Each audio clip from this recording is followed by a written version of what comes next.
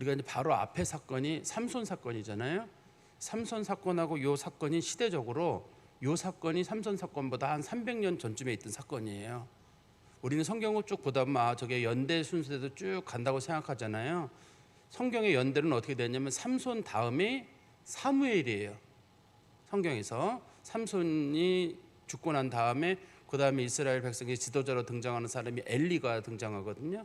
그리고 엘리가 등장하고 사무엘이 등장하고 그다음에 사무엘의 노년에 사울이 등장하고 사울 죽고 다윗이 등장하고, 그래서 그 삼손하고 다윗 왕의 간격이 한 5, 60년 정도 됩니다, 시기적으로.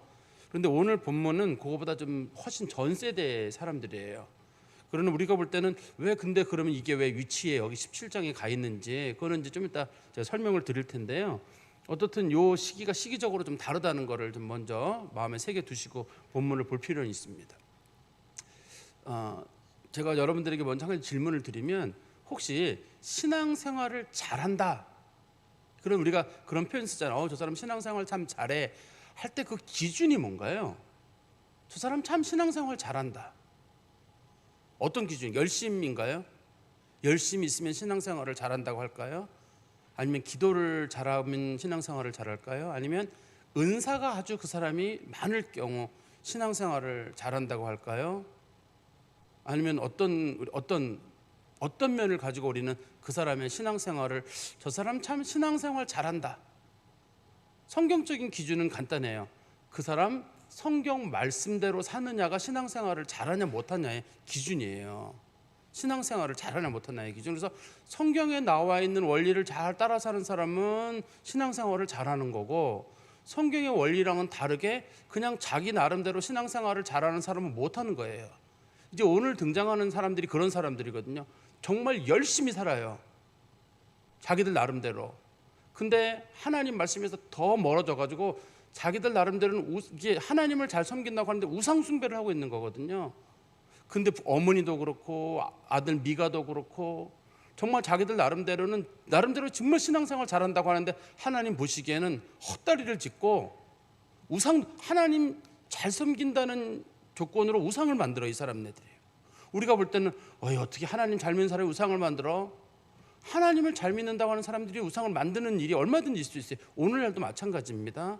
오늘날도 어떻게 가능하냐면, 우리가 하나님을 잘 믿는다고 할 때 내가 신을 만드는 경우가 있어요. 성경에 나와 있는 하나님이 아니라 내가 좋아하는 하나님. 그러니까 하나님은 성경에 나와 있는 하나님처럼 때로는 은혜가 많으시기도 하시면 때로는 진노하시기도 하시고, 하나님 가까이 하는 사람들에게 복을 주신 하나님이신데, 내가 생각하는 하나님은 그냥 늘 좋으신 분, 그런 식으로 하나님을 내가 만들어 버리는 거예요. 그래가지고 누가 여러분 하나님은 어미로우신 분이다, 하나님을 엄하고 좀 위험 있는 분을 어미하다고 하잖아요.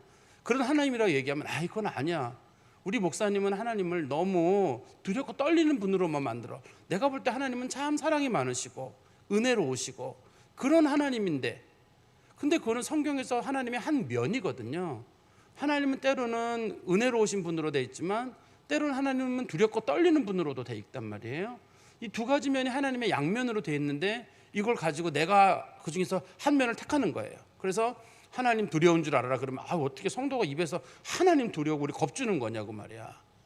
그래서 그냥 하나님을 내 나름대로 만들어낼 수가 있는데, 오늘날에 우리도 하나님 만드는 경우가 너무 많아요. 성경하고는 상관없어요. 성경하고는 상관없이 그냥 내가 하나님을 만들어내는데, 제가 이 성경 말씀 원래 13절까지 전하려고 하다 여기까지 전한 이유는 쭉 말씀을 보다가 이거 우리 모습하고 너무 비슷하다, 그런 생각이 들어가지고 이거 조금 좀 덜 나가는 게 좋겠다 하는 그런 생각을 하게 됐거든요. 어떻든 우리가 신앙생활을 잘한다고 할 때 그것이 인간적인 기준은 아닙니다. 이 말씀을 보다 보면 사람들이 종교적으로 나름대로 큰 혼란을 느끼는 게 보여요. 이게 시기적으로 아까 제가 삼손보다 먼저라고 했잖아요. 우리 한번 18장 30절 말씀해 보세요. 이 말씀의 이제 끝부분이거든요. 이게 18장 30절에 거기 보시면 이 우상 숭배와 관련된 제사장 이름이 나오는데, 그 제사장 이름이 누군지가 거기 나옵니다. 단 자손이 자기들을 위하여 그 새긴 우상을 세웠고, 모세의 손자요 게르솜의 아들인 요나단과 그의 자손은 단 지파의 제사장이 되어 그 백성이 사로잡히는 날까지 이르렀더라. 지금 모세의 아들이 게르솜이거든요. 게르솜의 아들이 요나단이에요. 이 사람들은 언제적 사람이냐면 출애굽 시대의 사람들이에요. 이 사람들 출애굽 때 살아있던 사람들입니다. 이 사람들 다음 세대가 누구냐면 온니엘이에요. 사사기에 처음에 등장하는 사사 이름이 온니엘이잖아요. 온니엘보다 먼저 등장한 사람입니다. 우리 그리고 또 보세요. 사사기 20장 28절에 보시면 이 이스라엘 백성들 내에 아주 영적으로 아주 혼란해지는 시기가 등장하는데요. 20장 28절에 보시면 아론의 손자인 엘르아살의 아들 비느하스가 그 앞에 모시고 섰더라.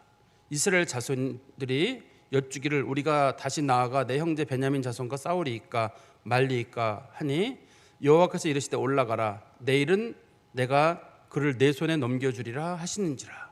이 본문에 등장하는 아론의 아들 엘르아살의 아들 비느하스.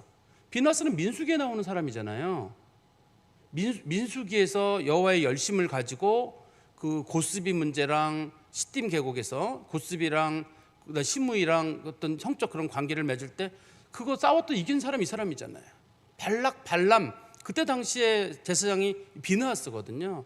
그래서 하나님께서 향후에 아론의 자손들이 대대로 제사장이 될 것이다 한 그 얘기를 이 사람 때문에 시작된 거거든요. 비느하스 때문에. 이 사람 민수기에 나오는 사람이에요. 그러니까 이 비느하스가 이스라엘 백성들이 출애굽을 하고 난 다음에 얼마 뒤에까지 살아있던 사람이에요. 아주 긴 세월은 아니고 이스라엘 백성들이 출애굽이 성공한 게 기원전 1440년이거든요. 그리고 나서 얼마 뒤에까지 살아있던, 아주 길게는 아니고요, 얼마 정도 뒤에까지만 살아있던 사람이거든요. 그래서 제가 다시 말씀드리려고 하는 게 이때가 시대적으로 아주 앞부분이에요. 그러니까 엄밀하게 말하면 신명기랑 여호수아 그리고 여호수아 다음에 사사기로 넘어가기 바로 그 직전 그 시기에 있던 사건입니다. 저는 그동안 어떤 말씀을 드렸었냐면 여러분 사람들이 영적으로 서서히 이렇게 타락해 가는 모습인데 우리가 잘 못 느낍니다. 이렇게 제가 여러 번 말씀드렸잖아요. 그런데 실제로는 그 초기에도 영적으로 사람들이 깜깜한 날들을 보냈고 중간중간에 사사들이 등장해서 약간의 변혁을 이루고 개혁을 이룬 사건이 있었지만 초반이나 마지막이나 영적으로 타락하기는 마찬가지였어요.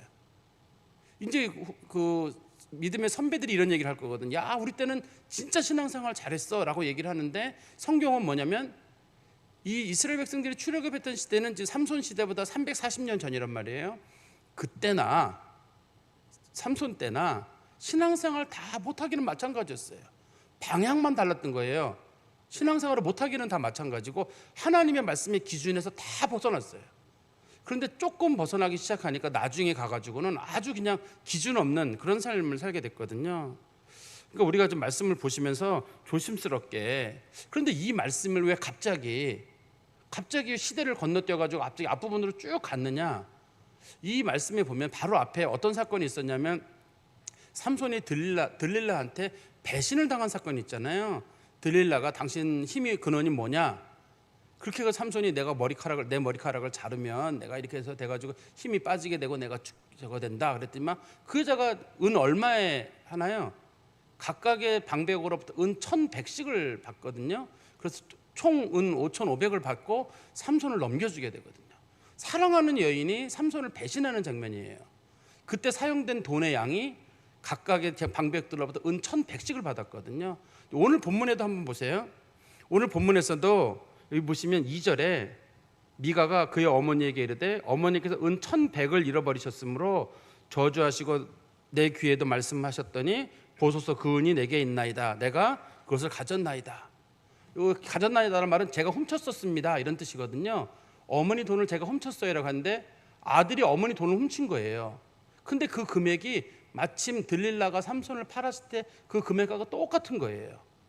그래서 이제 성경이 설명을 할 때 이때 당시에 사람들이 뭘 했느냐, 일단은 그 들릴라 같은 경우 들릴라가 자기를 정말 사랑하는 사람을 배신해서 죽이잖아요. 돈 때문에. 여기서도 마찬가지로 미가가 돈 때문에 자기 어머니를 배신하거든요. 어머니 돈을 멀리 훔쳐가요. 근데 그 은 1100이란 말이 굉장히 큰 돈입니다. 굉장히 큰 돈인데 그 돈을 가지고 훔쳐가는 거예요. 그래서 이 본문이 삼손 사건하고 이 사건이 딱 연결되죠. 누가 누구를 배신했대더라. 여자가 자기 남편을 배신했대더라. 그 다음에 아들이 어머니를 배신했대더라. 돈이 각각 은 1100이더라. 은 1100이 똑같더라. 그리고 삼손의 시대나 사람들은 우리가 옛날에 신앙생활 잘했을 때가 되었는데 하니까 여기 성경이 말하기를 삼손의 시대만 그랬던 게 아니라 이스라엘 백성들이 출애굽하고 나서 얼마 지나지 않아서도 여호수아 죽고 난 다음에 갈렙 죽고 난 다음에 그 사람들 금방 타락했다. 그 사람들 금방 타락해가지고 영적으로 아주 형편없는 상황에 있었다. 그거를 설명하려고 지금 이 본문의 위치가 여기 있는 것 같아요. 제가 성경을 보면서 17장 1절에 보시면 에브라임 산지에 미가라 이름하는 사람이 있었더니, 이제 에브라임 산지는 에브라임 지파의 땅이잖아요. 보통 우리가 부를 때. 그런데 여기 보면 에브라임 산지에 에브라임 사람 미가 이렇게 불러야 되거든요. 그렇죠. 원래는 에브라임 산지면 에브라임 사람이 살아야 되는데 이 미가라는 사람이 에브라임 사람인지는 몰라요. 성경의 표현이 아주 모호하게 기록이 돼 있어요. 이때 아마 원래 이스라엘 사람들은 자기 그 영지를 떠나면 안 되거든요. 왜냐하면 하나님이 주신 땅이기 때문에 그 땅은 떠나지 못하도록 잘 지키도록 해놨거든요. 근데 그때부터 사람들이 하나님의 계명에 대한 거를 초기부터 사람들이 어기기 시작해가지고 움직였기 때문인지, 그래서 여기 나오는 미가라고 하는 사람이 에브라임 사람인지 아닌지를 몰라요. 그렇지만 우리가 추측하기로는 에브라임 산지에 살았으니까 에브라임 사람이겠다라고 추측은 할 수 있지만 이 사람이 에브라임 사람인지는 몰라요. 근데 이렇게 모호하게 기록하고 있는 이유는 당시의 사람들이 자기 마음대로 움직이는 거예요. 근데 원래 이스라엘 사람들은 땅을 하나님께 기업으로 주셨거든요. 그 땅을 함부로 떠날 수가 없습니다. 왜냐하면 땅을 사고 팔 수가 없잖아요. 이스라엘은요. 내가 돈 주고 땅을 샀다. 내 땅이 되나요? 아니잖아요. 7년 지나면 원주인에게 돌려주게 돼 있잖아요. 그렇기 때문에 땅을 사는 게 아무 소용이 없습니다. 내가 나는 돈이 많은 거 땅을 엄청 많이 사겠다. 사면 뭐래요? 7년 뒤에 다 돌려줘야 되는데. 그러니까 땅을 산다 판다가 할 수가 없기 때문에 어디가 누가 이주하고 거주하고 그런 것 자체가 이스라엘은 불가능해요. 그 지역에 살아야 되는 거거든요. 원칙적으로는. 그런데 그 사람의 이름이 뭐냐면 미가라고 하는 사람이에요.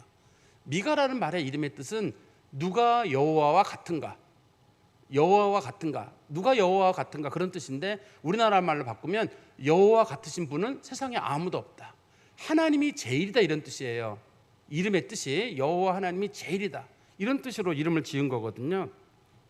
그러니까 이 이름을 지은 그 부모의 신앙을 볼 때 그 부모가 참 경건한 사람이구나. 아들을 낳았는데 누가 여호와 같은가? 하나님밖에 없다.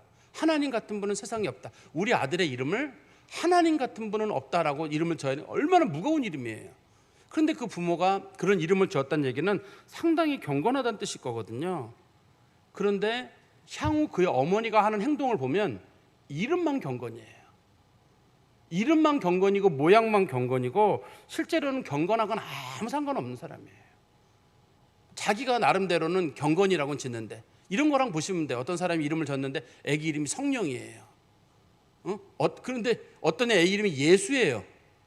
근데 그 부모가 사람들은 얼마나 신앙생활이 잘하시면 그렇게 졌냐 그랬더만 한문을 보니까 이룰 성자에 무슨 따순 영자 이렇게 써가지고 딴 이름이 되는 경우 있잖아요. 거룩할 성자에 영영자가 돼야 되는데 신령 영자가 돼야 되는데 이름 물어보니까 뭐 이룰 성자에다가 꽃뿌리 영자 이렇게 해가지고 성영입니다 이러는 경우가 있더라고요. 제가 어떤 사람 이름 물어보고 저는 성령인 줄 알고 잘 됐다 그랬더니만 성영이에요 라고 하더라고요. 근데 이런 것처럼 여기도 이름은 정말 어머니가 잘 졌는데 실제로는 이거 흉내만 내는 거예요. 경건하고는 아무 상관도 없는 사람들이 자기들 나름대로 신앙생활을 잘한다고 그의 이름을 짓는 겁니다. 이때에는 이스라엘에 적이 없어요. 왜 적이 없냐면 여호수아 때나 갈렙 때 이미 이스라엘 백성들이 가나안 땅에 들어오면서 12지파가 이스라엘의 웬만한 적들을 다 물리쳤어요. 다 물리쳤었기 때문에 이스라엘은 적이 없습니다. 이때는 우상 숭배를 배울 방법도 없어요. 왜냐하면 들어와가지고 웬만한 사람들은 다 죽였잖아요. 우리가 가나안 7족속을 조금만 남겨놓고 다 죽였거든요. 당시에. 그리고 주변에는 큰 나라가 없어요. 미디안이든 뭐든 이렇게 큰 나라가 없고 그런 나라들이 쳐들어오기 시작한 건 나중에 쳐들어온 거고 이스라엘 백성들이 주변에 뭐 우상을 배우거나 내가 우상 숭배를 해야 되겠거나 그러려면 우상이 옆에 있어야 되는데 우상을 볼 수도 없어요. 이때 당시에는. 왜냐하면 하나님께서 와서 제일 먼저 뭐라고 했냐면 너희들은 가나안 땅 7족속에게 있는 모든 것들을 진멸하라라고 했거든요. 진멸하라는 말을 히브리어로는 헤렘이라고 해요. 사람이든 동물이든 혹은 우상이든 건물이든 싹 태워가지고 흔적도 남기지 않는 거예요. 그 이스라엘 백성들은 그렇게 들어왔기 때문에, 가나안 땅에 들어왔기 때문에 우상이라고 하는 것 자체가 있을 수가 없어요. 이때 당시에는 우상이 뭐냐면 자기들이 우상이에요. 자기들이 우상을 만들어내는 겁니다. 이제부터는 무슨 주변 사람들이 우상을 섬기라고 한 것도 아니고 누가 무슨 뭐 신앙생활 이렇게 하는 것도 아니에요. 지금 이스라엘의 적은 누구냐면 이스라엘 사람들이에요. 지금 우리도 보세요. 우리나라 사람들이 일제시대 때 소원이 뭐냐면 저 일본 놈들 때문에 우리가 교회를 못 가요. 그랬잖아요. 일제시대 때 교회 못 가게 했잖아요. 6.25 때도 사람들이, 공산주의자들이 와서 우리 교회를 못 가게 했어요. 못 가게 했어요. 얼마나 많은 사람들이 교회를 가고 싶었는데 못 갔는지 몰라요. 또 우리나라 60년대 70년대에는 내가 교회를 가고 싶어도 먹고 사는 게 힘들어가지고 그래서 교회를 못 갔어요. 또 안 믿는 부모님들이 교회를 못 가게 했어요. 그래서 교회를 못 갔어요. 지금은요, 누가 못 가게 하죠? 아직도 일본 놈들이 있나요? 아직도 북한 애들이 있나요? 북한 사람들이 있나요? 지금도 먹고 사는 문제 때문에 꼭 그러던가요? 부모님들이 신앙생활을 못하게? 아니잖아요. 지금 내가 안 나오는 거잖아요. 그런 건 똑같은 상황이에요.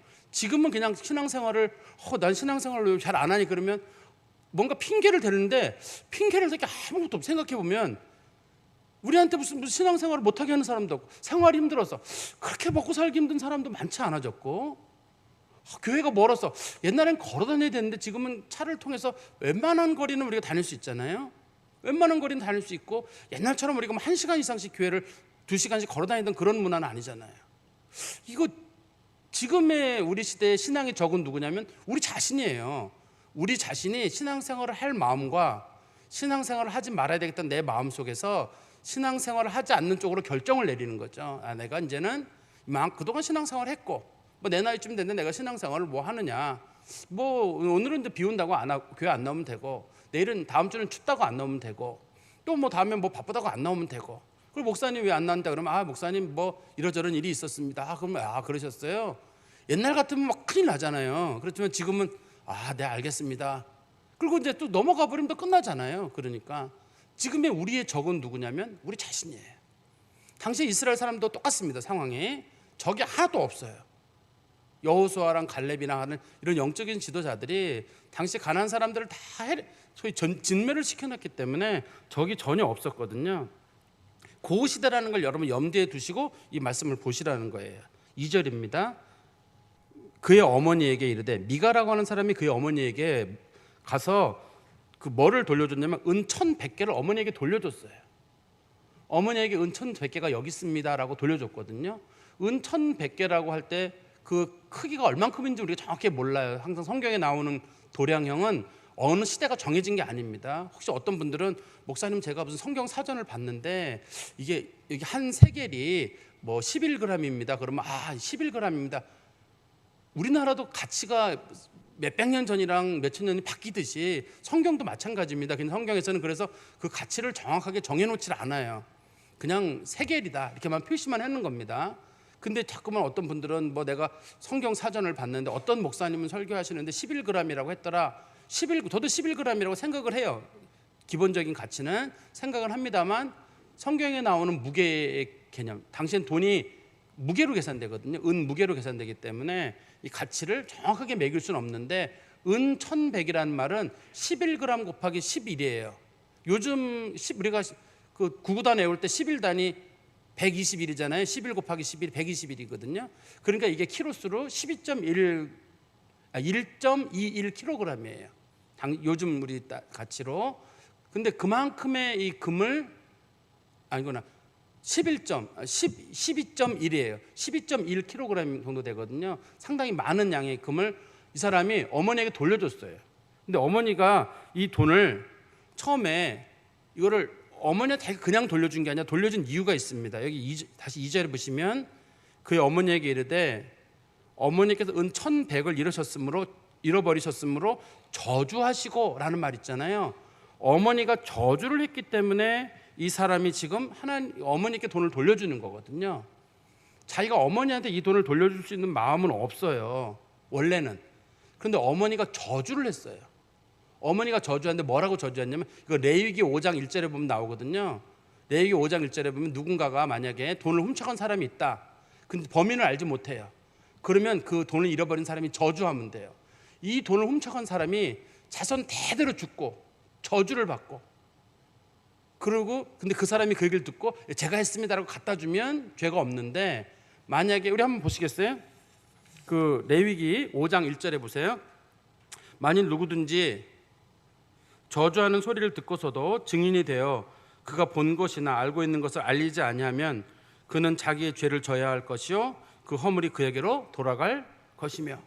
그러니까 내가 훔쳤든지 누가 훔쳤는지 내가 알고 있든지 그랬는데도 그 사람이 말을 하지 않으면 그 사람이, 돈을 잃어버린 사람이 한 저주가 그 훔쳐간 사람에게도 저주가 임하고, 그것을 알고 있음에도 불구하고 말하지 않은 사람에게 저주가 임한다. 이게 이제 어머니의 저주란 말이에요. 그러니까 어머니가 돈을 잃어봤는데 범인을 몰라요. 아들이 훔쳐갔으니까 범인을 모르니까 어머니가 생각하기를 이 돈 훔쳐간 놈은 대대로 저주를 받아서, 성경에는 보통 저주가 뭐냐면 다리가 썩고 눈이 빠지고 뭐 이런 식의 저주를 내리거든요. 보통의 경우 그런 일이 있었으면 좋겠다고 하니까 이 사람이 이거 아무래도 내가 저주를 당하겠다 싶어가지고, 하나님이 무서워서 한 게 아니라, 이게 하나님이 무서웠으면 이 사람은 어머니 돈을 훔치면 안 되죠. 왜 그러냐면 하나님의 계명 중에 5계명이 뭔가요? 내 부모를 공경하라잖아요. 내 부모를 공경하라는 하나님이 무서운 사람은 절대 부모를 공경하지 않을 수가 없어요. 그러니까 하나님, 당시 사람들은 하나님을, 부모를 배신하는 사람들은 성경에서는 하나님을 배신하는 세대라는 뜻이에요. 이 성경에서 지금 우리 생각하기를 부모 배신하는 거랑 하나님 배신하는 게 무슨 상관이 있느냐, 부모에게 막대하는 거랑 하나님 막대하는 게 무슨 상관이 있느냐. 부모에게 막대하는 사람은 하나님께 막대하는 거예요. 부모를 경홀히 여기는 사람은 하나님 경홀히 여기는 거예요. 목사님 그렇지 않아요. 아까 제가 말씀드렸잖아요. 지금 십계명에 보면 내 부모를 공경하라라고 하는 계명이 있는데 그 사람이 그 계명을 안 지킨다. 그러면 누구 계명을 안 지키는 거예요? 하나님의 계명을 안 지키는 거잖아. 하나님의 십계명을 가벼이 보기 때문에 그 사람이 그런 행동을 하는 거지. 그러니까 하나님을 가벼이 여기니까 부모를 공경하지 않는 거지, 하나님을 존경하는 사람이 어떻게 부모를 공경하지 않을 수가 있겠어요. 그러니까 이 시대에 사람들이 범하는 죄가 여러 가지 죄가 있을 텐데, 첫 번째는 부모를 공경하라고 하는 죄를 그냥 쉽게 생각하는 시대예요, 이 시대가. 그러니까 자식이 어머니 돈을 훔치는 거예요. 상당히 큰 돈을. 두 번째는 또 뭘 어겼냐면 어떤 죄인가요? 도둑질하지 말라, 살인하지 말라, 간음하지 말라, 도둑질하지 말라. 도적질하지 말라. 8계명이잖아요.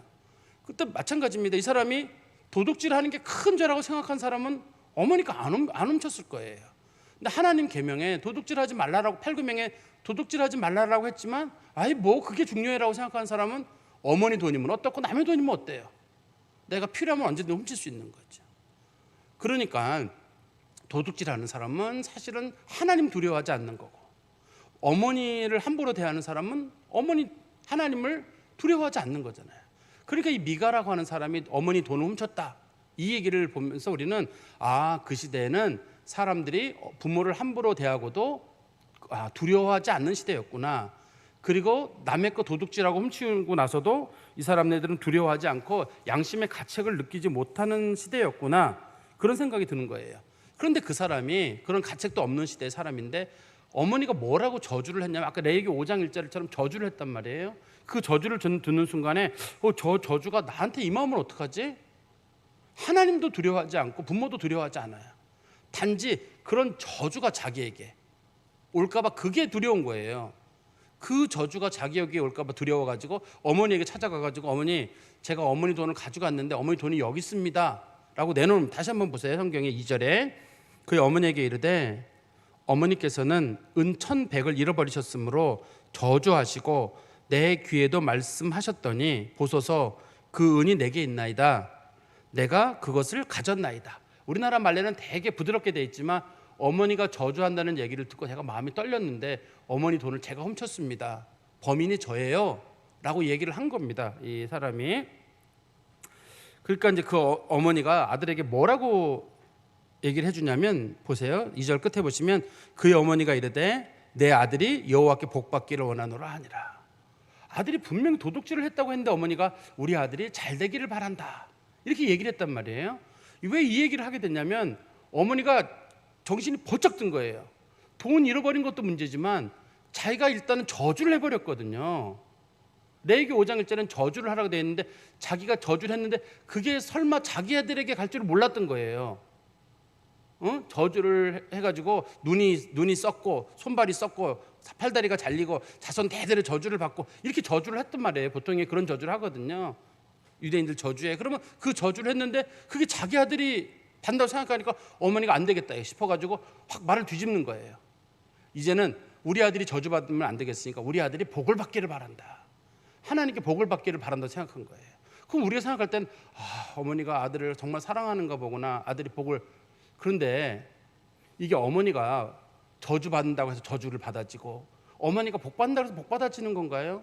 정상적인 어머니는 어떻게 해야 되죠? 얘야, 하나님한테 회개해라. 너 하나님 앞에 회개해라. 너 하나님 앞에 큰 죄를 지은 거다. 이렇게 하고 그 아들에게 죄를 알려줬어야 돼요. 그 아들이 하나님 앞에 자복하고 부모 섬기지 못한 죄, 도둑질한 죄, 그거에 대해서 하나님 앞에 대가를 치러야 돼. 속죄죄를 치르고 속건죄를 치러야 되거든요. 그게 정상이잖아요. 근데 이미 당시에는 제사제도가 없어요. 당시 이스라엘 백성들은 출애굽하고 나서 실로라고 하는 것 예배를 드리기 시작했거든. 실로라고 하는 예배 처소가 있었어요. 그 실로라고 하는 예배 처소가 나중에 블레셋 사람들이나 이런 사람들이 해서 화장실로 바뀌고 난 다음에 하나님의 법궤가 떠돌아다니고 우리 다윗 왕이 나중에 다윗성으로 데려왔다가 가져왔다가 그걸 나중에 솔로몬의 성전에 집어넣잖아요. 어떻든 간에 그때 당시 사람들은 하나님 앞에 제물을 바쳐야 된다든지 속죄제를 드려야 된다든지 속건제를 드려야 된다든지 그런 마음이 없어요. 그냥 말만 하면 되는 줄 알았던 거야. 아들이 저주받을 짓을 했다. 자기 말에 의미가 있는 게 아니라 그 사람이 하나님 앞에 고쳐야 되는 거거든요. 내가 그냥 여기서는 지금 누가 하나님인가요? 어머니가 하나님이죠. 내가 저주하면 아들이 저주받고 내가 복을 주면 아들이 복을 받고 그러나요? 여기서 하나님 앞에 죄를 범한 거잖아요. 내 돈을 훔친 거지만 나랑만 관련되는 게 아니라 내 아들이 지금 하나님 앞에 죄를 짓는 거잖아요. 부모에게 함부로 대한다. 이게 누구한테 죄를 짓는 건가요? 부모에게 죄를 짓는 건가요? 1차적으로는 하나님 앞에 죄를 짓는 거죠. 그리고 2차적으로 부모에게 죄를 짓는 거고, 도둑질하지 말라는요. 일단은 하나님 앞에 죄를 짓는 거고, 두 번째는 물건 손해를 피해 본 사람 그 사람한테 죄를 짓는 거잖아요. 이 어머니는 누구한테 죄를 짓나요? 이 어머니는 여호와 이름을 망령되 일컫지 말라고 하는 제2계명 있잖아요. 제3계명에 보면 여호와 이름을 망령되 일컫지 말라는데 아무나 상대로 놓고 막 어머니는 말 막 하는 거예요. 저주를 하는 거예요. 자기한테 조금이라도 피해를 대면 그냥 막 저주를 막 퍼붓는 거예요. 근데 그 저주가 자기 아들한테 꽂히게 되거든요. 결과적으로 어머니가 이렇게 했지만 이 아들은 결국은 저주를 받아요. 어머니가 원하는 대로 상관없이 이 아들은 결과적으로 하나님 앞에 회개하는 심령이 없고 하나님 앞에 돌이키는 게 없어요. 왜냐하면 아들에게 잘못했다고 얘기를 해주고 아들이 하나님 앞에 돌이켜야 되는데 어머니가 이 아들 마음 상할까 싶어가지고 아들 마음 상할까봐 우리 아들이 복 받기를 바란다 그러고 그 찾은 돈에서 혹시라도 아들 마음 상할까 싶어가지고 그 돈의 일부를 아들에게 선물로 주거든요. 오늘 본문에서. 그래서 아주 이 시대에는 사람들이 하나님을 두려워하는 시대가 아니라 사람을 두려워하는 시대고, 이때는 하나님의 말은 아무 힘도 없어요. 그냥 다들 사람이 내 말이 중요한 가치고, 내 말이 저주도 되고 내 말이 복도 되고, 내가 누구를 위해서 복을 빈다, 축복을 한다, 그러면 그게 다 그대로 임한다고 생각하고, 내가 누군가에 대해서 저주를 내린다, 그러면 그게 그대로 임한다고 생각을 했던 시대예요. 하나님이 쏙 빠져버린 시대. 그런데 이게 아까 제가 말씀드린 대로 무슨 이스라엘 백성이 출애굽하고 한참 지낸 세대가 아니라 이때가 그 모세의 아들 손자가 살아있는 세대고, 성경에서 가장 경건하고 거룩함의 상징이라고 하는 비느하스가 살아있는 시대예요. 아론보다 엘라살보다 비느하스가 하나님 앞에 가장 거룩한 제사장이거든요. 비느하스가 살아있을 때 일이란 말이에요, 이게요. 그러니까 우리가 한번 성경의 시대를 좀 조심스럽게 봐야 할 필요가 있을 것 같아요. 3절 말씀에 가보시면 미가가 은 1,100을 그의 어머니에게 도로 주매 그의 어머니가 이르되 내가 내 아들을 위하여 한 신상을 새기며 한 신상을 부어 만들기 위해 내 손에서 이 은을 여호와께 거룩히 드리노라. 그러므로 내가 이제 이 은을 내게 도로 주리라. 무슨 말이냐면 어머니가 생각하기를 우리 아들이 이렇게 난 돈을 돌려줬는데 이 아들 참 잘한 것 같아요. 남의 집 아들 같으면 숨기고 말 것 같은데 자기 아들이 돈을 갖다 주는 거, 야, 너무 아들이 귀한 거예요. 남의 집 놈들은 다 훔쳐가면 끝나는데 그 돈 훔쳐갔다 도로 갖다 주면 자랑, 그것만 봐도 어머니가 너무 좋은 거예요. 지금 생각하기를, 내가 내 자식 교육을 잘 시켰구나. 어머니 마음에 너무 뿌듯한 거예요. 왜냐하면 남의 집 자식들은 이 돈 가져가면 뭐 했을 텐데 어떻게 우리 아들은 저렇게 양심이 바른 놈이어가지고 저 돈을 나를 갖다 주는가. 그러면 내가 우리 아들에서 뭐를 해야 되겠는가. 저놈에서 내가 하나님 앞에 우리 아들이 헌신할 수 있도록, 저놈이 신앙생활 잘할 수 있도록 내가 뭔가를 해줘야 되겠다라고 하는 그런 결단을 내리게 되거든요. 그러니까 이 어머니가 다시 성경에 보시면 이런 말씀 있잖아요. 맨 끝에 보시면 내 손에서 이 은을 여호와께 거룩히 드리노라. 은 1,100개 중에 은 1,100개가 이제 하나님 앞에 자기가 받은 거거든요. 그러면 이거 하나님 앞에 받았으면 이거 11조를 어디다 내야 되죠? 당시에 실로에 갖다 내야 돼요. 이게 당시에 11조가 여러 가지가 있잖아요. 그 제사장들과 레위인들의 생활을 위한 11조가 있고, 가난한 사람들을 위한 11조가 있고, 그 다음에 성전이나 예배 장소로 갈 수 있도록 하기 위해서 드리는 11조 같은 게 있거든요. 어떤 11조든 간에 적어도 그거를 자기가 하나님 앞에 잃어버렸다 찾았을 경우에 하나님 앞에 감사하는 경우, 11조가 아니라 할지라도 그 감사를 어디다 해야 되나, 이거를 하나님 앞에 가서 해야 되는 겁니다. 이게 성경을 잘 보셔야 돼요. 하나님 앞에 가서 해야 되는 건데, 이 감사의 마음을 누구한테 표현하냐면 하나님 대신에 자기 아들에게 이걸 주는 거예요. 자기가 이거를 자기 아들에게 주면서 이거는 내가 하나님 앞에 거룩히 드리노라. 근데 여기서 하나님 앞에 거룩히 드리노라는 말의 다른 뜻이 뭐냐면 내가 우리 아들을 위해서 우상을 하나 만들어 줘야지. 어머니가 아들에게 우상을 하나 만들어 주게 돼요. 근데 실제로 성경에서는 우상을 2개 만들어 주게 됩니다. 우상을 2개, 하나님께서, 이 어머니가 그의 아들에게 우상을 2개 만들, 잘 보시면 3절에 이렇게 돼 있죠. 한 신상을 새기며 한 신상을 부어 만든다, 이렇게 돼 있잖아요. 한 신상은 새겨서 만들고 한 신상은 부어서 만드는, 새겨서 만드는 거를 우리가 조상이라고 부르거든요. 이렇게 새겨가지고 조각하는 것처럼.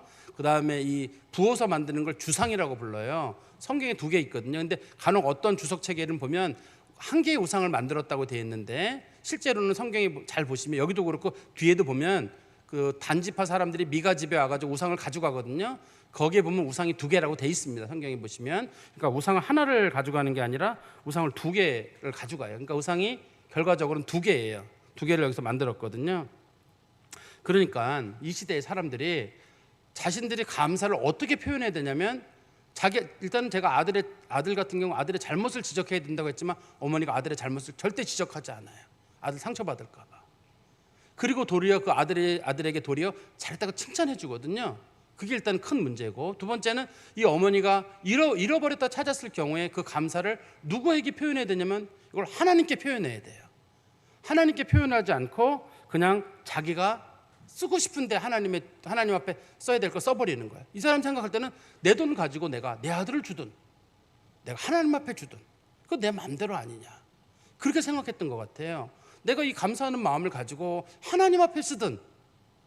근데 11조 같은 경우는 하나님의 거잖아. 이게요, 하나님의 거거든요. 이걸 가지고 내가 내 생활비로 쓰든 내가 내도 되고 안 내도 되고 이런 것도 아니고, 이걸 가지고 내가 누구한테 반 주고 내가 반은 뭐하고 그것도 안 되고, 하나님의 거 가지고 그렇게 하는 건 아닙니다. 원칙적으로는 그렇게 하는 게 아닌데, 당시의 사람들이 이거를 하나님 앞에 감사하는 게 없어졌어요.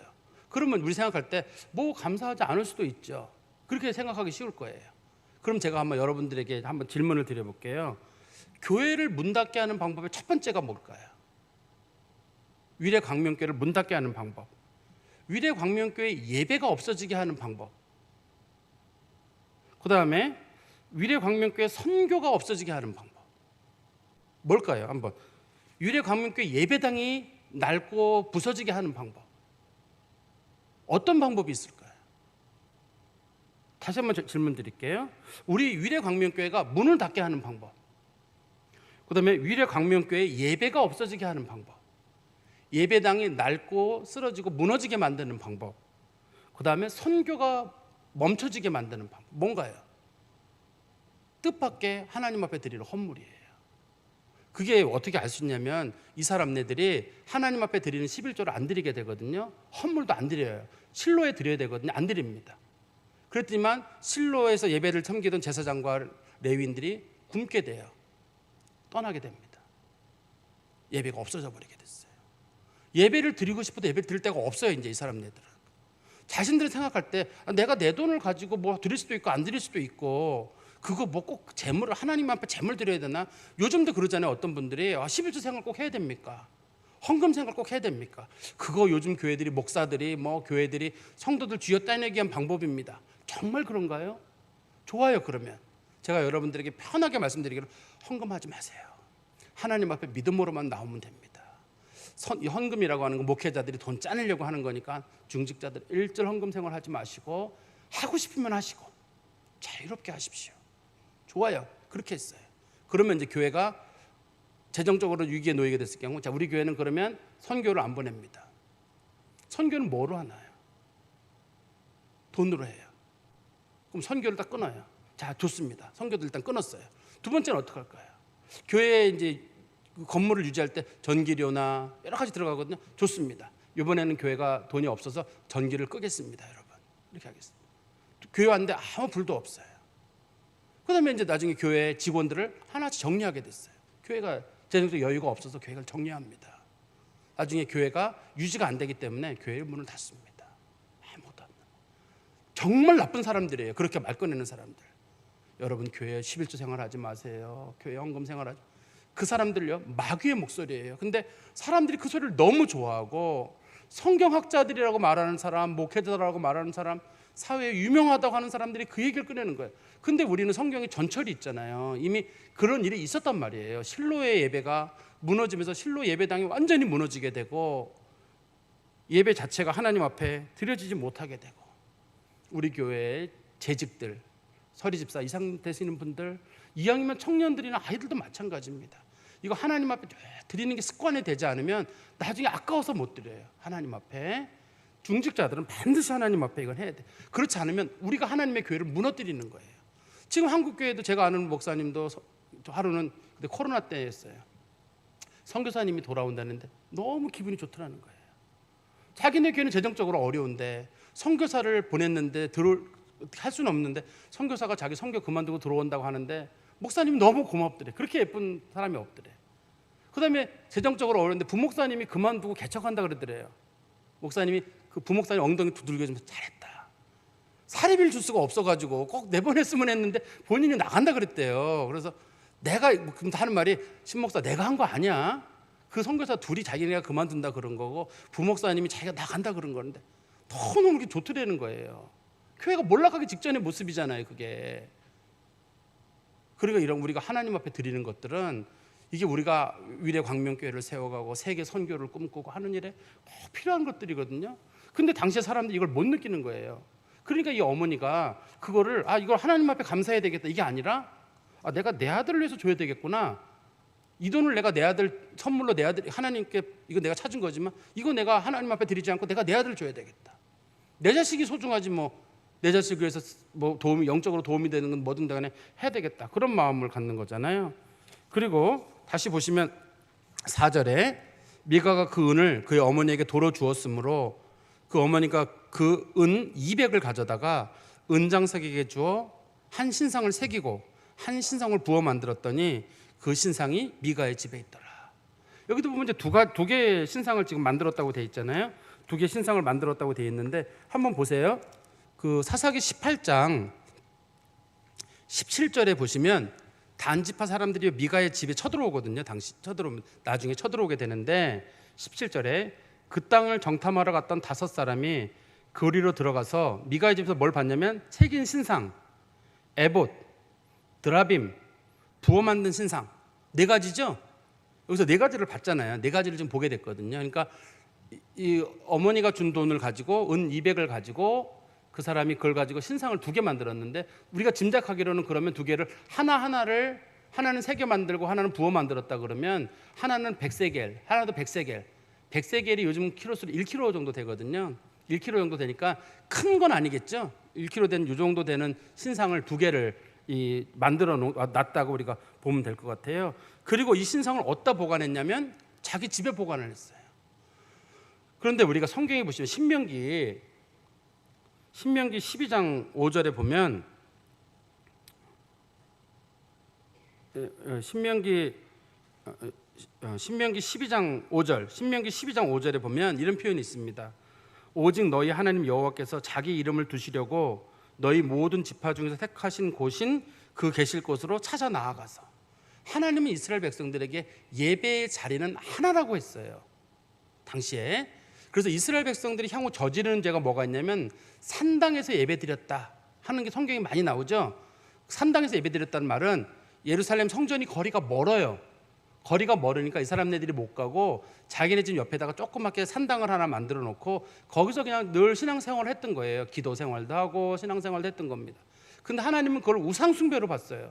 근데 그 사람들 입장에서는 이게 우상숭배가 아니라고 생각한 이유가 뭐냐면 예루살렘은 거리가 걸어가려면 며칠씩 걸리는데 거기는 내가 뭐 양도 키우고 소도 키우고 농사도 져야 돼 갈 수가 없으니 집 옆에다가 조그맣게 처소 하나 마련해놓고 거기서 기도하면 되고 굳이 내가 예루살렘 성전까지 갈 필요가 있느냐. 오늘 본문 같은 경우는 실로거든요. 이 실로에서 사실 예루살렘 에브라임 산지기 때문에 실로가 에브라임에 있거든요. 멀지 않아요. 멀진 않지만 이 사람이 자기가 만약에 그 신상을 하나 만들어 놓고 그 신상을 이거를 하나님으로 섬기려고 한다 그러면 이걸 어디다 갖다 줘야 되냐면 실로에다 갖다 줘야 되거든요. 근데 이때부터 사람들이 어떻게 하게 되냐면 예배를 자기 집에서 드리기 시작하는 거예요. 이제부터 각각의 집들마다 자신들이 신상을 만들어 놓는 겁니다. 우리가 생각할 때는 신상 만들면 안 되는 거 아닌가 싶지만 이스라엘 백성들이 그런 일을 했었죠. 한번 언제 했었냐면 출애굽기에 보면 출애굽기 32장에 보면은 모세가 산에서 내려올 때 보니까 이스라엘 백성들이 우상을 섬기고 있는 거예요. 그래서 어떻게 된 거냐고 물어보니까 당시에 모세가 산에 올라간 지 40일 됐는데 모세가 안 내려오는 거예요. 그러니까 백성들이 생각하기를 모세가 죽었다. 그러면서 이제 아론을 막 추궁해가지고 우리를 위해서 어떻게 좀 해보라. 그러니까 아론이 그러면 야, 금을 가져와라.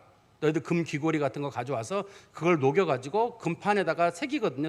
송아지 형상을 하나 새긴 다음에 이 송아지의 이름이 여호와다라고 했단 말이에요. 그러니까 사람들이 저게 우상이 아니라 여호와 하나님이구나. 우리가 저 송아지를 눈에 그동안 보이지 않는 하나님보다는 눈에 보이는 하나님을 섬겨야 되겠구나. 그래서 그걸 섬겼거든요. 모세가 와서 보니까 놀랄 일인 거예요. 그래서 모세가 뭐 하나 두 돌판을 땅에 던져버려서 깨트려버리는 사건이 있잖아요. 이 사건이 또 어디에 성경에 기록이 되어 있냐면 열왕기상 12장에도 보면 제가 상황이 길어서 지금 설명드리겠습니다. 열왕기상 12장에 보면은 열왕기상 12장 그 28절부터 33절에 보면 북쪽 이스라엘의 왕이었던 여로보암이 1세라고 하는 왕이 당시에 자꾸만 그 나라가 솔로몬 이후로 르호보암과 여로보암 나라로 갈라지게 됐거든요. 근데 북쪽 이스라엘이 나라는 이미 우리나라로 말하면 산발선이 거져가지고 내려갈 수가 없는데 자꾸만 절기만 되면 예루살렘으로 간다는 거예요. 그래서 여로보암이 안 되겠어가지고 그러지 마라. 우리도 신상 만들면 되지 않느냐. 여호와 하나님 섬기면 되지 않느냐. 자 그러면 하나님 섬기기에 제일 좋은 곳이 어디냐? 예루살렘? 예루살렘 그거 누가 만들었어? 성전으로 솔로몬이 한 거잖아요. 다윗이 한 거잖아요. 그러면 우리 북쪽 이스라엘에서 가장 영적으로 좋은 자리가 어디야? 베델이에요. 거기는 야곱이 예배드리던 자리란 말이에요. 그러니 야곱이 거길 뭐라고 불렀냐면 이곳은 베델, 곧 하나님의 집이라는 이름으로 불렀으니 우리가 예루살렘보다는 더 역사적 전통으로 적어도 700년 전에 있었던 그 예배의 자리, 소위 베델이라고 하는 곳, 거기다 예배소서 하나 만들자. 그리고 또 거기가 너무 남쪽이거든요. 그러니까 북쪽 사람들 예배드리기 편하도록 단에다가도 예배처소를 하나 만들자. 그리고 거기다가 송아지 우상을 2개 만든 다음에 이 송아지는 송아지가 아니야. 이거는 말만 송아지지 실제로는 이름이 여호와예요. 여호와라고 하는 그 송아지니까 요 2개만 만들자 하고 만들었어요. 이 사람네들이. 그리고 제사장을 세울 때 어떻게 세웠냐면 제사장 레위인이라는 게 뭐 특별한 거 있어? 우리 중에 누구든지 경건한 사람이 있으면 그 사람이 스스로가 제사장이 되면 되지 않느냐. 그래서 아론의 자손이 제사장이 되는 게 아니라 자기들 스스로가 제사장이 되는 거예요. 그 제사장이 아무나 하는 거예요. 이제는 경건한 사람이 하고 싶은 사람이 하는 거고, 그다음에 그들이 즐기는 수장절 같은 날짜가 원래 7월 15일이거든요. 근데 남쪽에서는 7월 15일이 벼베기가 좋은데 북쪽은 7월 15일이 좀 빨라요. 그러니까 그러면 7월 15일 날 하지 말고 8월 15일 날로 날짜를 바꾸자고 바꿔버렸어요. 조금 바꾼 거죠. 7월 15일로 바꾸나 8월 15일로 바꾸면 어때요 그게? 뭐 제사장 꼭 아론의 자손이 할 필요가 있어요? 누가 하면 어때요? 경건한 사람이 하면 되는 거지. 또 송아지 우상 만들면 어떻고 안 만들면 어때요? 예루살렘이면 어떻고 베델이면 어떻고 어때요? 아무 데서나 열심히 하면 되는 거지. 그런 생각이 마음을 가졌던 거예요. 그래서 망한 거예요. 아수르의 침공에 와가지고 하나님 앞에 저주받는 백성들이 돼가지고 그 사람들이 망했는데 그 사람들이 그 일을 하는 겁니다. 이제는 더 이상 실로에 가지 않아요. 하나님 앞에 예물을 드리러 가지도 않고 예배를 드리러도 갈 필요가 없어요. 이제는 할 필요가 뭐 있어요? 우리 집에 이제 신상이 있는데. 그 성경을 잘 보시면 5절에 한번 보세요.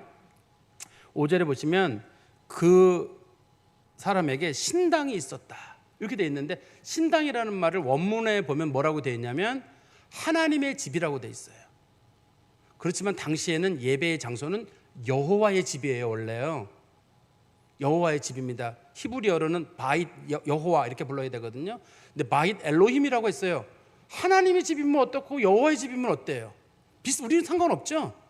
하나님의 집이면 어떻고 여호와 하나님은 언약의 하나님이시고, 당시 하나님은 사람들이 보통 부르는 신의 이름이거든요. 그냥 그러니까 우리는 여호와 하나님을 한 분 이름으로 같이 부르는 겁니다. 우리가 부르는데 이 미가라고 하는 사람이 그 이름을 여호와의 실로에 있는 거는 여호와의 집이니까 우리는 그럼 하나님의 집이라고 하겠다.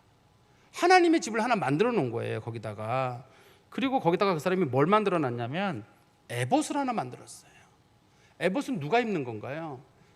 제사장이 공식적으로 하나님 앞에 예배 드릴 때 입는 옷이에요. 근데 그걸 만들었어요. 제사장이 입는 옷 내가 입으면 어때요? 목사님이 입는 가운 뭐 나도 가서 집에 가서 하나, 목사님 거는 쌍구려 같은 난 실크로 된 거 하나 싹 준비해가지고 집에 가서 우리 식구들끼리 둘러 앉아놓고, 가끔 그 전도사님들 같은 경우나 그 학생들 경우 기독교 선교 단체들이 그러는 경우가 있거든요. 성찬식을 할 때 꼭 목사님들이 이거는 그리스도의 몸입니다, 이건 그리스도의 피입니다 하는데, 아니 목사님만 하나? 우리끼리도 둘러 앉아가지고 자 둘러 앉으세요, 자 기도합니다, 그리스도의 몸입니다, 그래 한 잔씩 마십시다. 이거 하나님의 교회를 모욕하는 짓인데 이거 하는 사람들 많습니다. 그들이 생각할 때 뭐냐면 예수님 말씀 따라서 목사님이 나눠주나 전도사님이 나눠주나 부목사님이 나눠주나 누가 나눠주면 어때요? 그렇게 생각하는 사람들이 있어요. 안 돼요. 이건 그리스도의 몸을 나눌 때는 그리스도의 말씀을 따라서 우리가 하나라는 개념 때문에 한 교회는 한 교회 담임 목사가 성찬을 나눠주고 성도들은 그걸 받는 거고, 각 교회 법마다 목회자 외에는 성찬을 못 나눠주게 돼 있어요. 근데 선교단체 리더들 같은 경우는 목사님이 뭐 대단한 거 우리부터 성경도 모르던데 자기들이 나눠주는 거예요. 소위 성찬식이라고 안 부르고 애찬식이라는 이름으로 부르죠. 그래서 막 나눠주고 먹는 거예요. 그리스도의 몸을 모욕하는 일이에요. 그리스도의 몸을 나누기 전에는 기도하고 믿음으로 나눠주고 하나님께 주신 그 교회 질서와 제도를 그대로 유지하면 나가야 되거든요. 그걸 완전히 무시하는 거예요. 근데 이 사람네들이 이제는 실로에 갈 일이 없어요. 이제는 우리 집에 신당이 있잖아요. 이제는 여호와라고 하는 우상도 하나 만들었잖아요. 2개나 만들었잖아요. 실로에는 하나님 한 분이지만 여긴 둘이거든요. 이제는 마음이 든든해요. 제사장이 입는 에봇, 실로에 있는 제사장은 돈이 없어요. 가난해가지고 옷이 허름해요. 근데 여기는 어머니가 워낙 부자예요. 비싼 옷으로 만든 에봇을 하나 입었어요. 폼이 나거든요. 그리고 한번 보세요. 드라빔을 만들고, 성경에서는 드라빔이 여러 가지 용도로 사용되는데 어떤 분들은 드라빔은 뭐 마스코트 같은 거다, 그 집의 신주단지 같은 거다 이렇게 설명하는 경우가 있는데 꼭 그런 건 아니에요. 여기 보면 우상이 이미 있기 때문에 드라빔은 우상하고는 다르잖아요. 드라빔의 용도는 뭐냐면 신의 뜻을 분별하려고 만든 우상의 이름이에요. 원래 이스라엘 백성들은 대제사장이 자기 옷 에봇 앞에다가 12개의 보석을 집어넣고 우림과 둠밈이라는 걸 가지고 하나님의 뜻을 분별한다고요. 근데 여기서는 사람들이 드라빔을 갖다 놓고 드라빔에게 물어보는 거예요. 이거 제가 할까요 말까요? 이게 그러면 이제 하라 그러면 이게 만약에 말이 없으면 제가 합니다. 아무 말씀 내일까지 아무 말씀 없으면 제가 일을 합니다. 뜻인 줄 알고 할게요. 아멘. 그리고 그 다음날 자기 하고 싶은 대로 하는 거예요. 왜냐하면 드라빔은 아무 역할이 없잖아요. 아무 말씀 없으면 안 합니다. 아멘. 그리고 또 안 하고 그 짓을 하고 있는 거예요. 이 사람들이 지금요. 하나님의 뜻이 아니라 자기 하고 싶은 대로, 내가 하고 싶으면 하나님의 뜻, 내가 아니면 하나님의 뜻이 아니, 내가 하기 싫으면 하나님의 뜻이 아니라고. 그런 식으로 모든 걸 바꿔가고 있는 거고, 맨 마지막에 보시면 5절 끝에 보시면 한 아들을 세워 그의 제사장으로 삼았더라.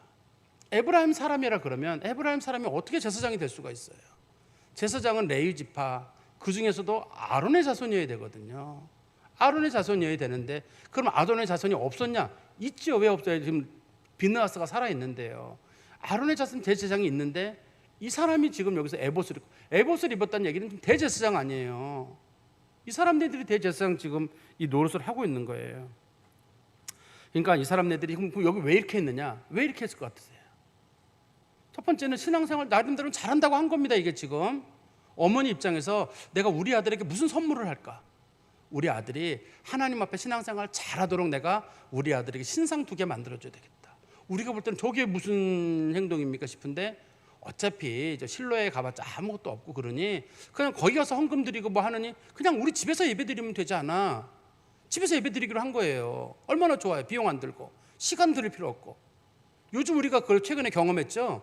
우리가 온라인 예배라는 걸 시작해가지고 굳이 성전 가서 목사님 얼굴 보고 왔다 갔다 하는 것보다 스마트폰으로 예배 드리니까 인물이 좋아 보인대요. 제가 인물이 좋다는 거야. 실제 인물 보고 실망했다는 사람이 있어요.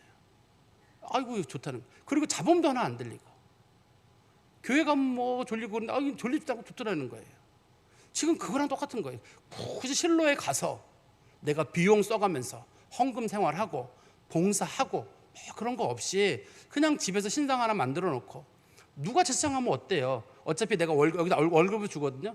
목사님 주느니 우리 아들 주고 얼마나 누이 좋고 매부 좋고 서로 나눠 먹고 얼마나 좋아요. 에봇 그거 우리끼리 만들어 하나씩 입고 이게 우리가 볼 때는 아무것도 아닌 것처럼 보입니다만 당시 사람들이 어떤 행동을 했는지 우리가 짐작할 수 있잖아요. 당시에 예배가 완전히 무너진 거예요. 하나님께서는 예배의 자리는 한 곳이어야 된다고 했거든요. 예배의 자리로 반드시 가라고 했어요. 반드시 가라 너희들은. 하나님께서 명하신 한 곳. 그래서 당시에는 실로였고 나중에는 예루살렘이에요.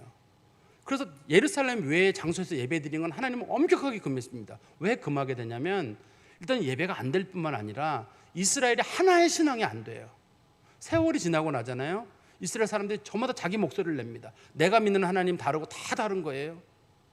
하나님은 한 하나님에 대한 믿음, 한 장소에 예배드리려고 만들어 놓고 하나님 있는 곳에 가서 제물을 드리든지 예물을 드리든지 해놨는데 이 사람들이 이게 번거로우니까 안 오는 거예요. 왜냐하면 남쪽 지방 부엘세바에서 온다든지 저 북쪽 단에서 온다든지 그러면 일주일 이상씩 걸어서 와야 되거든요. 그럼 얼마나 힘들어요. 그렇게까지 시간 그러면 양은 누가 돌보고 소는 누가 돌보고 가축은 누가 돌봐요. 그 농사는 누가 돌봐요. 우리도 먹고 살아야 되잖아요. 근데 하기 힘드니까 그럼 우리는 각각의 처소에 산당 만들어 놓고 우리 간단하게 거기서 하나님 앞에 예배 드리자고 한 건데 우리 히브리서 10장 25절에 이런 말씀이 있습니다. 히브리서 10장 25절 모이기를 패하는 어떤 사람들의 습관과 같이 하지 말고 오직 권하여 그날이 가까움을 볼수록 더 그리하자. 당시 히브리서가 기록될 때는 순교의 시기입니다. 교회 가면 죽어요. 당시에는 교회 가면 죽어요. 교회 가면 순교당하거든요. 그래도 여러분 그리스도를 기다리는 사람들은 여러분들이 죽을 줄 알면서도 모이기를 힘써야 합니다. 누가 여러분들에게 말하기를 모이기를 패하라, 즉 위험한다, 교회 가면 위험하다, 너 교회 가면 죽는다. 그래도 여러분 교회 가야 합니다. 예배 드려야 합니다. 이거 히브리서 누가 기록했는지 몰라요. 대부분 사람들이 사도 바울이나 아볼로가 기록했다고 보거든요. 근데 누가 당시 어떤 경건한 주의 사자들이 기록한 말씀인데 그 사람들이 성도 죽이는 게 목적이겠어요? 하나님 앞에 나아가라고 하는 게 목적인데 요즘 우리 시대 코로나 겪으면서 어떤 일이 있었어요? 온라인 예배가 원래 예배의 본질이다. 하나님은 영과 진리로 예배하라 그랬지 언제 몸뚱아리 나오라 그랬느냐. 그런 회개한 궤변을 하는 분들이 있는데 사람들이 그게 너무 좋아가지고 조회수가 막 10만 20만 막 넘어가는 거예요. 그거에 그분도 뭐 버젓이 나와가지고 그 얘기를 또 하고 또 하시고. 어떻게 제가 처음에 그런 질문 던져요. 여러분 신앙생활 잘하는 게 뭡니까? 신앙생활 잘한다는 건 하나님 말씀대로 하면 잘하는 거고 내가 잘하는 대로 하는 거면 신앙생활이 아니라 이거는 우상숭배를 하는 거거든요. 어떻든 다시 6절에 가보시면 마지막입니다. 그때 이스라엘에 왕이 없었으므로 사람마다 자기의 소견에 오른 대로 행하였더라. 사실 왕이 없었다는 말은 여기만 처음 나오는 게 아니라 신명기에 처음 나와요. 한번 보세요. 신명기에 12장 8절에 보시면 우리가 오늘 여기에서는 각기 소견대로 하였거니와 너희가 거기에서는 그렇게 하지 말지니라. 지금 이스라엘 백성 출애굽하는 과정 가운데서는 니들 편안하게 했지만 가나안 땅에 들어가거든 꼭 하나님 뜻대로 해라라고 했는데, 이제 오늘 본문에서는 그때는 왕이 없었으므로, 이 왕은 누구를 말하냐면 다윗 왕입니다. 지금 이 사사기가 기록됐을 때가 다윗 때쯤에 기록된 거로 보여요. 다윗과 같은 왕이 있었더라면 그들은 그렇게 하지 않았을 것이다. 그들에게 좋은 사사가 있었더라면 그렇게 하지 않았을 것인데, 좋은 사사도 없었고 다윗과 같은 왕도 없었다. 그냥 왕 제도가 필요하다는 뜻이 아니라 다윗과 같은 사람들, 다윗 때는 예배가 무너진 걸 다시 예배를 살리거든요. 찬양대 만들고 악기 만들고 제사장 제도, 그다음에 레위인 제도, 이거 다 규범을 짭니다. 사람들은 그랬거든요. 제사장이랑 자발적으로 하면 되지. 그러니까 다윗은 아니에요. 모든 사람들이 반차를 나눠가지고 24개 반차를 나눠가지고 한 사람이 너무 많이 하지 마라. 24개 반차를 나눠서 해라. 레위인도 마찬가지다. 성가대 그냥 하지 마라. 좋은 악기 불러라. 성가대 노래만 불러라. 먹고 사는 거 책임질 테니까 노래만 불러라. 성가대는 레위인이 하는 겁니다. 아무나 하는 게 아니라 특별히 뽑은 사람 중에 뽑은 사람이 하는 거예요. 그 사람들이 찬양하는 거예요.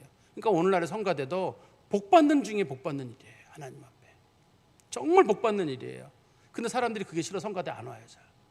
혹시 복받을까 봐, 혹시 복받게 될까 봐 그거 싫어가지고 성가대 대장이 부르면 도망가고, 바빠서 못하고 나이 못하고 나이 규정도 크게 안 주는데도 잘 도망가. 이리 빠지고 저리 빠지고. 어떻든 이 시대에는 왕이 없다는 말은 다윗 왕을 기준으로 보는 거거든요. 다윗과 같은 왕이 있었더라면 그렇지 않았을 텐데. 제가 말씀의 결론을 맺으면, 이때 당시 왜 이런 일이 생겼냐면 하나님에 대한 신앙이 떨어지기 시작하고 종교적으로 사람들이 서서히 믿음이 식어가는 거예요. 예배도 별로 중요하지 않고 절기도 중요하지 않고. 왜 그러나요? 풍요롭잖아요.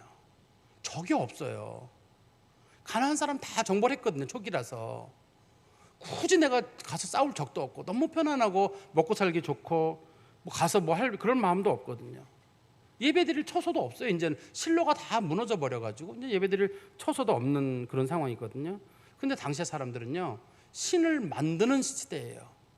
하나님을 믿는 시대가 아니라, 이 미가의 어머니가 보세요. 내가 내 아들을 위해서 신을 만들잖아요. 신 2개를 만들어요. 어머니가. 사람들이 이제는 신을 믿는 게 아니라 신을 만드는 시대가 된 거예요. 요즘 우리도 마찬가지. 제가 아까도 그런 말씀 드렸죠. 우리가 믿는 하나님이 성경에 나오는 하나님이어야 되는데, 우리가 원하는 대로 하나님을 만들어내요. 사랑이 많은 하나님으로 한쪽을 뭐하고 진노하시는 하나님이거나 엄위하시는 하나님의 내용은 빼버리는 거예요. 우리가 우리 원하는 대로 하나님 상을 만들어요. 그래가지고 성경에 나오는 하나님하고 상관없이 내가 믿고 싶은 대로 믿는 거예요. 다들 목소리가 커요. 내가 유튜브 많이 들었고 성경 말씀도 많이 알고 뭐 유명한 목사님 설교 들었는데 내가 뭐 누구보다 성경 신앙생활 못하나? 다 신앙생활 잘한다고 다 목소리 커가지고 누구 똑바로 하라고 하면 알아요. 다 알아요. 목사님, 나 목사님보다 설교 더 들었고 내가 나이도 더 많고 성경도 내가 보면 더 많이 봤다. 다 안다. 목사님 뜻 아니까 그만하셔라. 다들 그냥 자기들 신을 만들어내는 거예요.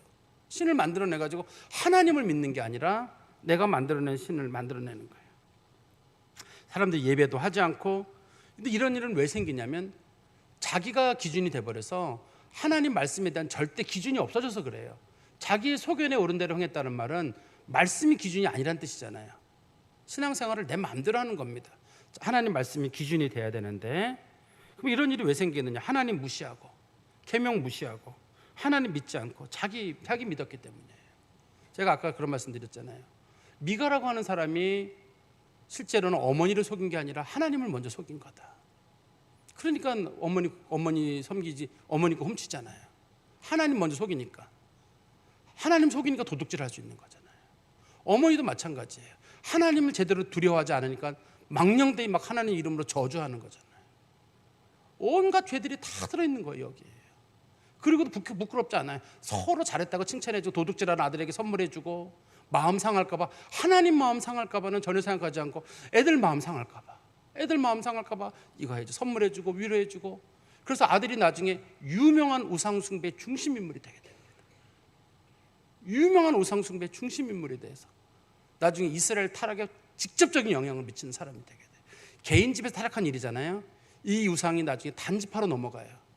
이스라엘 전체로 퍼지거든요.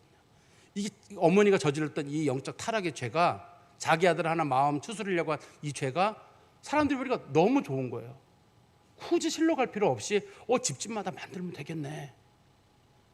꼭 누구네 집에 만들 필요해서 집 우리도 만들자고, 옷도 우리도 맞춰서 입고 다 우리끼리 예배드리. 이러다가 이스라엘 영적 타락이 엄청난 사건을 이루거든요. 이 말씀 마음에 두시고 항상 영적으로 하나님 말씀 중심으로 사시기를 간절히 소망합니다. 기도하겠습니다. 하나님 아버지, 주의 말씀을 보며 저희들이 늘 두렵고 떨리는 마음을 갖습니다. 하나님께 저희들의 말씀으로 가르쳐주지 않으면 저희들은 자꾸 우리들 가고 싶은 대로만 가려는 성향이 있습니다. 주여, 저희를 불쌍히 여겨주시고 말씀 가운데 똑바로 서게 하시고 하나님 두려운 줄 알고 하나님 온전히 섬길 줄 아는, 예배를 소중히 여길 줄 아는, 하나님 앞에 나오는 것을 즐겨할 줄 아는 믿음의 성도들 되게 하여 주시옵소서. 예수 그리스도의 이름으로 기도하옵나이다. 아멘.